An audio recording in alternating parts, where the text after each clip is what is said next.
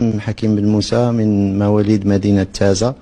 الأصل ديالنا من قبيلة بني ورين تهلة. قريت البريمير والإعدادي في مدينة تازة، ليسي ابن خلدون.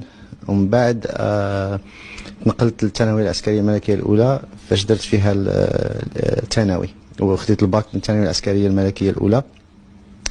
من بعد توجهت لليونان باش ندرس الصيدلة. 4 سنين ديال الصيدلة في الحقيقة ما لقيت بأن ماشي شي حاجة اللي هي يعني اللي كنهتم بها.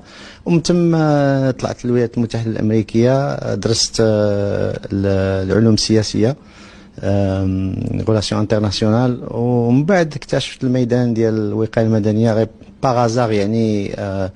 دخلت، كان جا واحد الصديق ديالي وعرض عليا نمشي معاهم نشوف كيفاش، وهذيك دوزت الامتحان، دخلت للأكاديمية أول مرة فاش خدمت في لا ريجيون ديال أتلانتا في ولاية جورجيا. ومن بعد تما تنقلت لفينيكس، اريزونا دوزت لاكارير ديالي تقريبا تما. كنت ضابط، ومن بعد وليت قائد ديال وحدات التدخل ديال كل ما هي هاد الفرق الكيميائيه، محاربه الاسلحه الدمار الشامل، الكيمياء، الراديولوجيك، البيولوجيك، شيميك. ومن بعد تنقلت